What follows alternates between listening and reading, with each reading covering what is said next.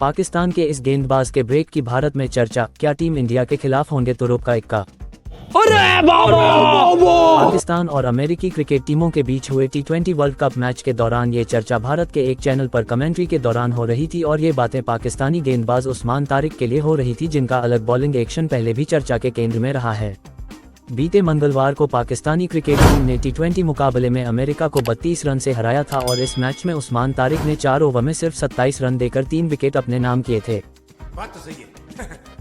Match के कुछ clips Bharat में भी सोशल मीडिया पर तेजी से फैलने लगे। कुछ यूजर्स ने उस्मान तारिक के बॉलिंग एक्शन पर सवाल उठाए और कुछ ने ये भी सवाल किया कि उस्मान जिस तरह बॉल फेंकने से पहले थोड़ा ठहरते हैं, क्या वह नियमों के मुताबिक ठीक है। हालांकि इस पूरी बहस के बीच भारत के पूर्व स्पिन गेंदबाज आर अश्विन ने उस्मान तारिक का बचाव किया है।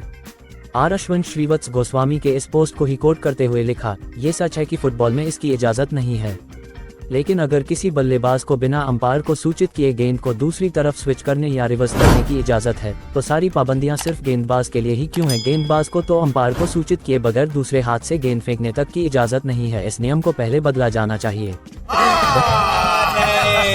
पूर्व भारतीय क्रिकेटर और कमेंटेटर आकाश चोपड़ा ने एक वीडियो में पाकिस्तानी स्पिन गेंदबाजी को मजबूत बताते हुए उस्मान तारिक के एक्शन को दिलचस्प बताया। उन्होंने कहा, उस्मान का एक्शन इंटरेस्टिंग है। ऐसा लगता है कि आप टीवी देख रहे हों और अचानक किसी ने पॉज कर दिया है, वो रुक जाते हैं और फिर गेंद डालते हैं, धीमा डालते हैं। बात तो सही है।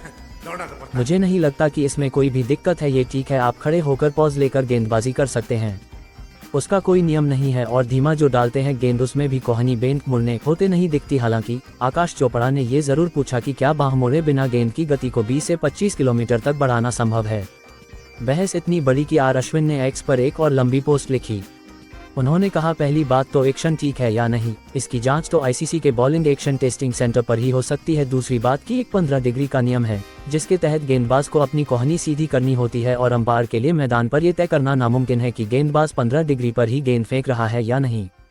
उन्होंने लिखा, इसका एक ही हल है कि आप एक real time competition testing tool ले आएं, क्योंकि ये एक अस्पष्ट मुद्दा है और किसी पर भी इस अस्पष्ट मुद्दे का फायदा उठाने का आरोप लगाना गलत है। जहां तक गेंद सवाल है कि क्रीज के अंदर लिया पॉज लीगल है या नहीं, तो मेरा मानना है कि ये पूरी तरह से वैध है, क्योंकि यह उनका रेगुलर बॉलिंग एक्शन है। लगभग 1 साल पहले उस्मान तारिक ने एक इंटरव्यू में बताया था कि उनका बॉलिंग एक्शन इसलिए सामान्य नहीं दिखता क्योंकि उनकी 2 कोहनियां हैं। झूठ बोलो।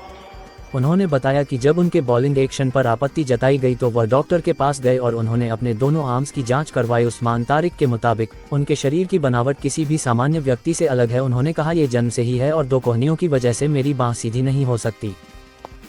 ये तो लेटेस्ट न्यूज़ है। वहीं पाकिस्तान क्रिकेट बोर्ड ने बीते साल 7 मई को एक बयान में कहा था कि क्वेटा ग्लैडिएटर्स के स्पिनर उस्मान तारिक ने लाहौर में बायोमैकेनिक्स लैब में टेस्ट करवाया और वहां उनका बॉलिंग एक्शन पास कर दिया गया था। खत्म।